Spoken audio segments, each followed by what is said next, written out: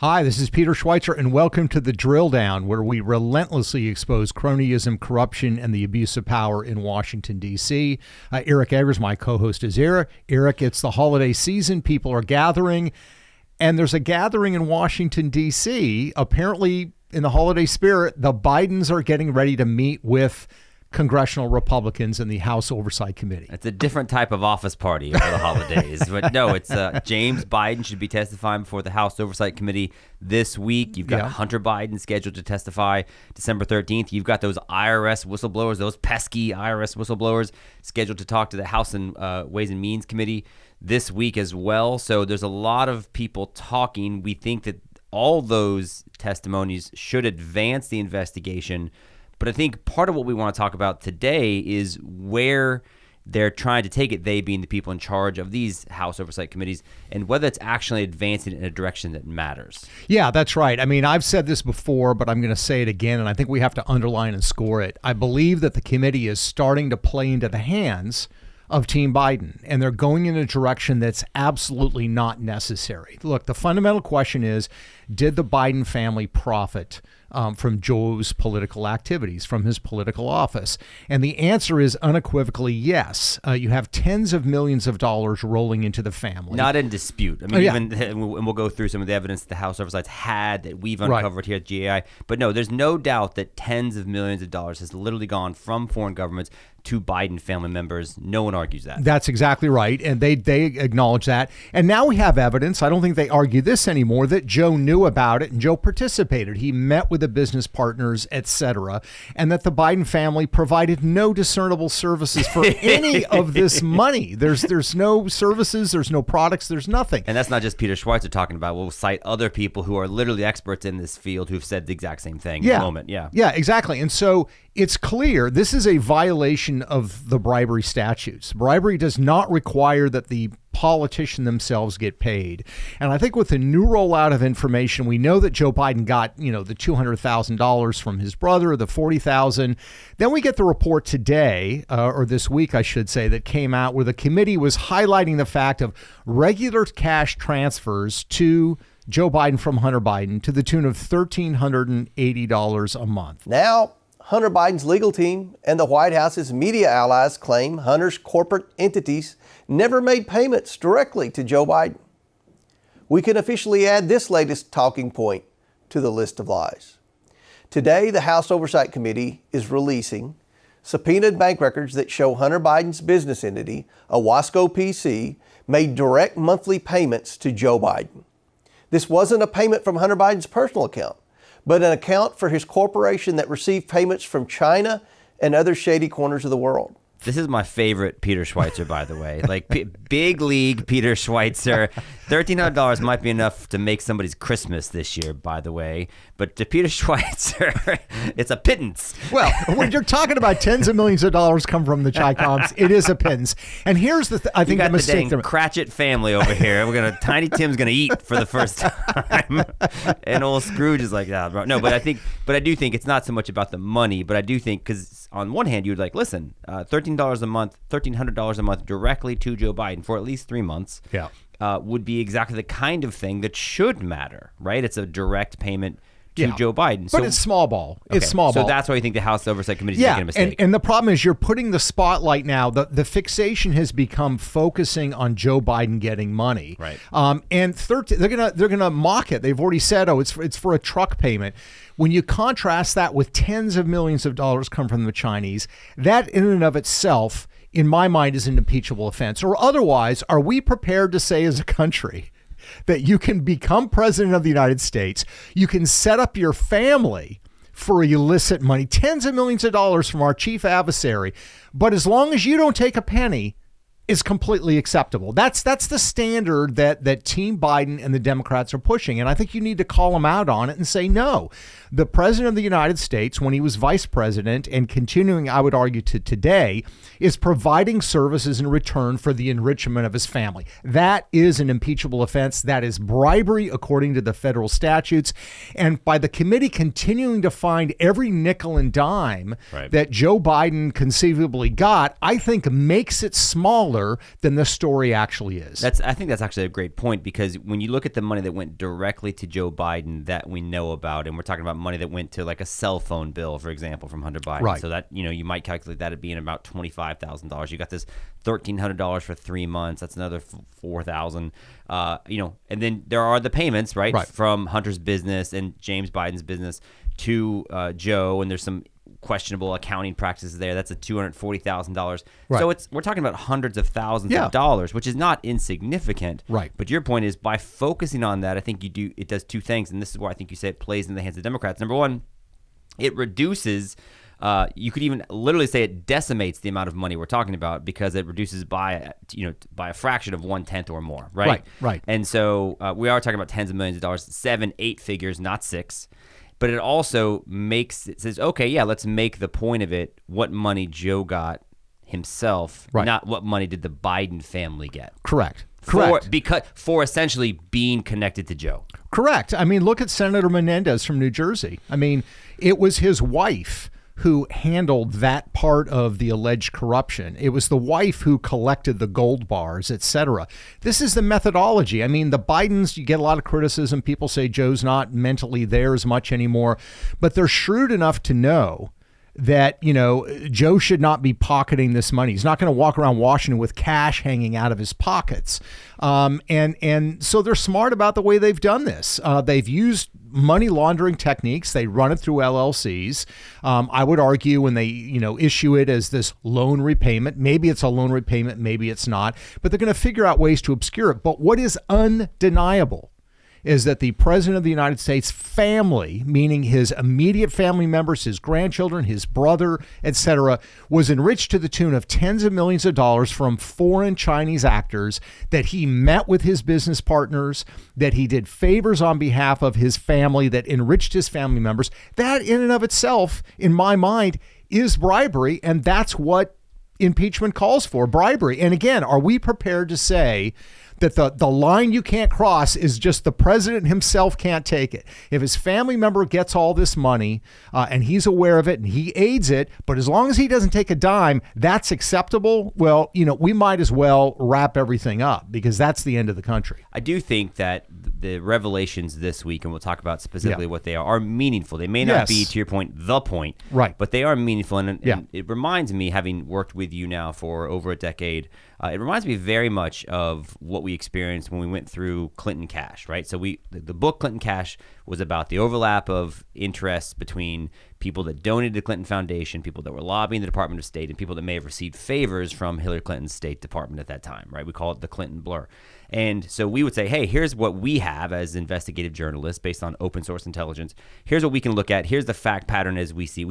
Seems pretty clear. Yeah. People make a donation and then they get a profitable or beneficial favor, right, that Hillary Clinton's State Department had a role in, right? They either donate to the Clinton Foundation, maybe they pay for a Bill Clinton speech, and they get a favor on the back end. We saw it. And then as time went on and as Hillary's presidential campaign ramped up and we saw more emails, we saw John Podesta's emails, we saw more things. All it did was validate and confirm the reporting we'd done over a year before. Yeah. That's exactly what's happening now. So even though this might seem small ball with the $1,300 in payment, what we do know, based on what the House committee has turned up, is you got this bank document signed and authorized by Hunter Biden to send, quote, periodic transfers from his Owasco personal account to Joe Biden Jr. It was supposed to start September 15th, 2018. This is around the same time that Hunter Biden had set up these Chinese joint business ventures, right? So 4 days before this money's supposed to start going to Joe Biden, Hunter Biden gets an email from somebody that works at Wells Fargo. It says, hey, sorry, just bank compliance here. Yeah. And they have a few questions they want Hunter Biden to answer. Yeah, exactly. They want the questions answered, and the answers are germane to exactly what we've been talking about since 2018, which is this money, this illicit money that I would argue is illicit because you've got these very shady actors in China that are sending large payments to Hunter Biden's account, which then get dispersed to the family. There's no discernible service in return, and that money gets moved around. And that's precisely what this bank inspector is asking. Where's this money coming from? What's it for? Because what are the bank inspectors supposed to do? They're supposed to make sure that their banks are not being used to launder money. And this is classic money laundering behavior. It's like the one threshold that they have, right? It's not really hard to work at a bank, right? You receive the money, you just send don't out launder the money. Just like make sure that there's some documentation for it. But what's funny is, so in September of 2018, Hunter Biden gets these emails from a guy that works for Wells Fargo. Hey, what's the purpose of this incoming wire from Hudson West? What's the business type for Hudson West? Who are the beneficial owners? What's the address? And he flags some other issues, noting that James Biden is listed as somebody that's got a business partner, but it's his residential address. So it just seems weird, right? Yeah, it does. And this is the point that we've made and that the committee has made. And I think you're right. The new evidence confirms, which is LLCs. If you have an LLC, I know you have an LLC. You do some business through. It's an actual. You didn't have to say that on the podcast. I mean, very above board. I'll give the tax ID number too. No, but the point is, you have an LLC. I have an LLC. Other people do. You actually have a business, meaning you perform a service or you provide a product in return for that. This is the missing ingredient on every one of the Biden family's LLCs. What's the service? What's the service? What's the business? What are you doing? And you can't categorize it because there's nothing that they can actually show that they did for it. That's why the banks are looking at this. They're seeing that the outflow of the money from this LLC, that the money's coming in from Chinese entities, the outflow is not going to like business services or business expenses. It's going to family members. The question is, what is the purpose of the LLC? What I love is that, so Joe Biden leaves office in January 2017. Around that time is when Hunter Biden starts a number of businesses, not the least of which is this Hudson West, this joint venture from his association with Chairman Yi, who's with CEFC, this Chinese energy company, right? And he has major connections to the Chinese Communist Party. This entity would ultimately send about $5 million to Hunter Biden through Hudson West.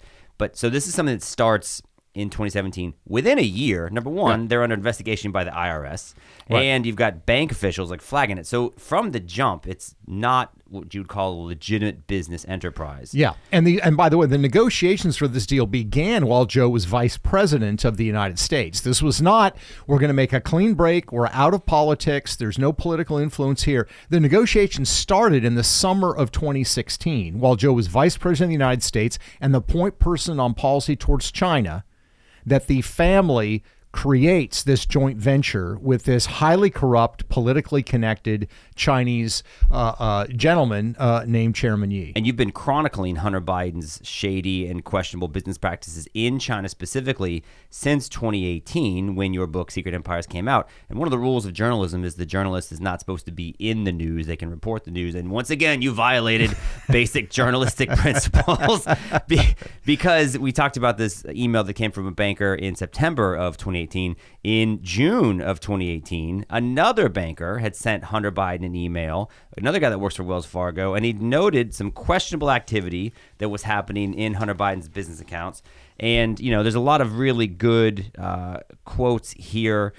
He says, there's been negative news regarding the beneficial owner of Owasco, that's Hunter Biden, regarding allegations by his ex-wife. There were financial concerns about his extravagant spending on his own drugs. It was also previously indicated that Hudson West does not currently have any investment projects, which raises further concerns as millions in fees are being paid, but does not appear to have any services rendered by Owasco. So this banker is essentially saying exactly this. Said it 5 years ago, there's lots of money coming into this bank account to this business from China and elsewhere. Yeah. And it doesn't appear that it's clear what they're doing for the money. Yeah. This is. That's a bank official that says that. That's exactly right. And this is one of those things that's particularly satisfying, I think, for our research team and in writing the book, because you wonder sometimes who's reading the book. Is anybody paying attention? A lot of people in Washington didn't want to pay attention to it because, of course, in that book we also talked about Mitch McConnell and Barack Obama and a variety of other people. But at the end of that message, it has the sources listed, and the sources include a Wall Street Journal piece that was talking about my book and the allegations about the Bidens. It includes an interview that I conducted on the Bidens. So it's an example where you can be very satisfied. Sometimes you don't know when you're revealing information who's actually reading it and how it's being used.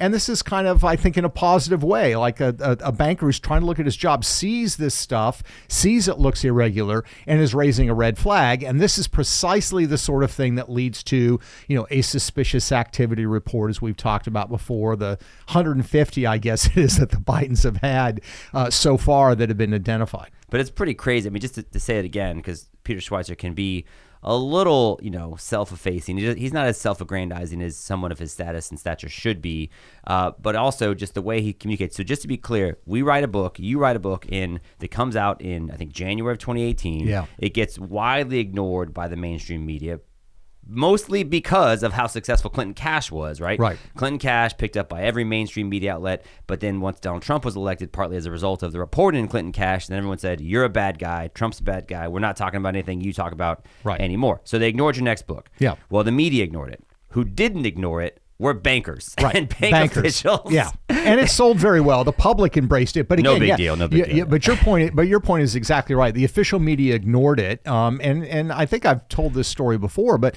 actually later in 2018, I met with a reporter from the New York Times who covers China, who said, "Oh, there's a very interesting stuff in this book," and he was particularly interested in the Mitch McConnell stuff. And I said, what about the Biden stuff? And he says to me in the summer of 2018, it's really great. If Biden were to run for president, we would be all over this, which they were not.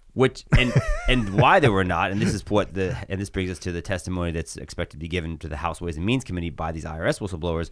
Why they were not over it is specifically because he was running for president, right? Like these whistleblowers were told not to pursue certain emails, not to be able to use the full weight and force of their offices, not to be able to get every piece of information they would otherwise be able to, because of the Biden name specifically and the idea that he was going to be running for president. Right. That's exactly right. And this is an example of the media not doing their job. Their job should be to hold the most powerful accountable. And we've always said this before, whether it's Donald Trump or Joe Biden, the media needs to cover it. And I think in the case of Trump, there was some very good reporting. There was also some awful reporting. I mean, they were dead wrong on some very, very important things. But the point is, you want a vigorous press, because the people that are in power need to have some accountability. Well, if you have a lapdog press like we have right now with Joe Biden, the only people left to cover it are people like us, because the mainstream media is not going to do it. So I think the committee's findings about the $1,380 a month is kind of interesting. It's another brick in the wall, so to speak. But there's been some other news that has come out as well that I think is particularly interesting, and that concerns the efforts by the Justice Department, by the Biden administration, to prevent these whistleblowers from actually appearing before the congressional committee. In other words, they're saying whistleblowers are not authorized, according to the DOJ, to actually meet with Congress, even though the whistleblower statute allows them to do so. Is that why they're expected to testify behind closed doors today? Because they're not permitted to be able to speak in, open court, for lack of a better term? Yes, that's absolutely part of the reason. And look, that brings us to the Hunter Biden situation, because Hunter Biden says, I will only appear in public. I don't want to do this behind closed doors. And I think James Comer's done a very good job of saying, no, you don't get to set the rules. We subpoenaed you.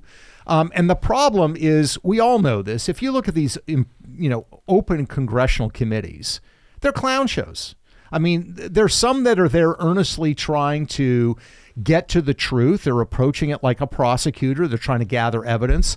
A lot of them are grandstanding. A lot of the politicians make speeches. They don't actually ask questions, or they fly into the meeting not well prepared. So you just don't get a lot done. And add to that the fact that the way it works publicly is, the majority gets 5 minutes, then the minority gets 5 minutes. So there's no concentrated focus. And a guy like Hunter Biden can run out the clock effectively when he's being questioned by the Republican majority. So I think you have to do it behind closed doors. Each side gets an hour. You can be very specific, very granular, very detailed, and very driven. And that's the only way you're going to get, I think, down to the truth. And the truth in this case entails, I think, putting Hunter Biden in an awkward position, because we know he has not been real good at telling the truth on his relationships and his father's role over the course of the last 5 years. Well, so let me ask you about two things then. Is it your position, sir, that am I under subpoena? Isn't it true that, so if it's true that Hunter Biden's going to testify in front of, in public hearing, right? And we remember this from last time when we saw the whistleblowers and they testified before the full House committee. Right. Yeah, the Republicans would ask like a hard question. The Democrats would say, well, what about Donald Trump? I mean, that's basically how it went, right? Yes. And Yeah. the Democrats want to talk about Donald Trump. The Republicans mostly want to talk about Hunter Biden. Sometimes they talked about other things. But if so, in the House Oversight Committee, they got this really useful timeline of the Biden influence peddling, which to your point, I think does contain real information about the relationships that Hunter Biden had, actions Joe Biden has taken, and then money that went to the Biden family, all within a condensed time frame. And the top two, one talks about Romania, how as vice president, Joe Biden welcomed this Romanian president to the White House. Within 5 weeks of the meeting, a Romanian businessman was involved in a high-profile corruption case, and he started putting money in a Biden associate's bank account. You also, around the same time, have former FBI Director Louis Freeh telling Hunter Biden, hey, I made some donations into a trust account for one of Joe's grandchildren. He's involved in this case as well.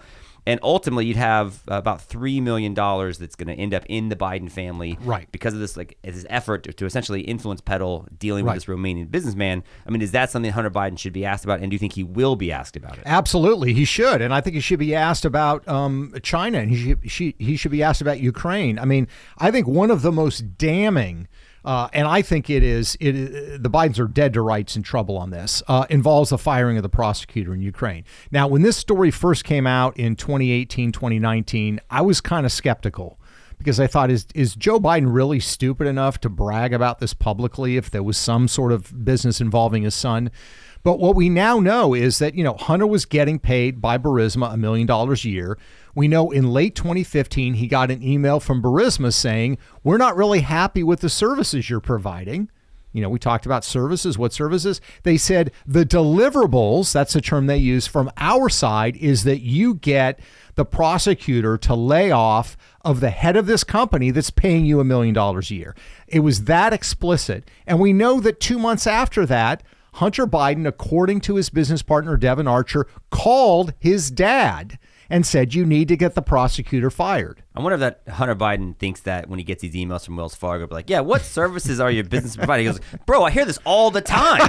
I heard it from my guys in Ukraine. I will put you in touch with them. They're very satisfied. Yeah. And so we have clearly taken care of their issues. This is what we do. I'm an expert in knowing the guy that knows the guy. Yeah. Why is everybody asking me about services, right? Why do I have to provide services for this? So the firing of the prosecutor, to me, they have them dead to rights. Yeah. The Ukrainians are specifically saying, Burisma is saying, you're being paid. Yeah. Your deliverable and we have emails that prove it. Yeah, is to get the prosecutor fired. We know that he talked to his dad about it, and we know that his father fired the prosecutor and brags about it, that he threatened the Ukrainian government with withholding aid if you don't fire the prosecutor. How that is not a quid pro quo. Joe Biden in that scenario does not have to receive a dime. And that's your main point. And that's why focusing on the $1,300 a month, as was reported this week, which the House Oversight Committee put out a whole press release. It's been in the news.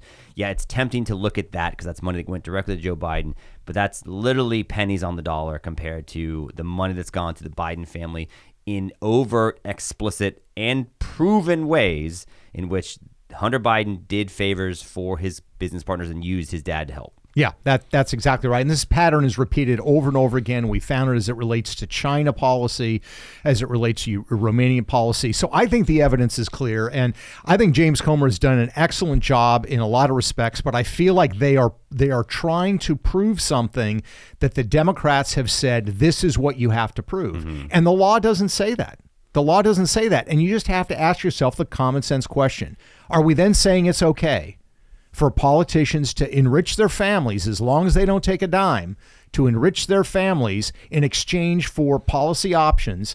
If we do that, the game's over. I mean, we will become as corrupt as the worst corrupt third world country. Well, the good news is that it does matter. The game's not over. And I guess I would just leave people with this as a parting thought as we see what this week brings in terms of James Biden's testimony, the IRS whistleblower's testimony. We got Hunter Biden on tap next week. It's like a college football schedule. Like, oh, that's a good opponent. That's going to be a great game. There's a lot of things that are going to give us more clarity about, how the season's shaping up. But I would say that even if the House Oversight falls into the Democrats' trap of focusing on, majoring in the minors, so to speak, right? Right. The good news is the American people aren't. And we know that. We talked about that a few months ago. The takeaway from that New York Times poll that showed Donald Trump beating Joe Biden in, I think, 4 of the 5 key swing states. The one key crosstab on that was it was an excellent coefficient, very predictive. For academics out there, you got no endogeneity issues, okay?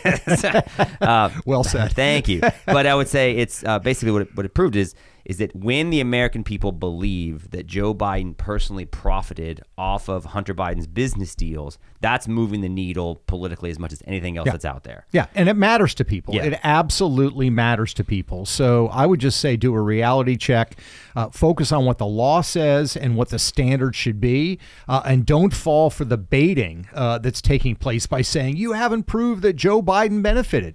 No, his family took in tens of millions of dollars. That's all we need to show. Yeah. That's all we need to show. Well, we appreciate, as always, listening to us as we talk about these complex issues. We know your time is precious, so thank you for joining us. You can find research and information about what we do at the Government Accountability Institute and this podcast at thedrilldown.com.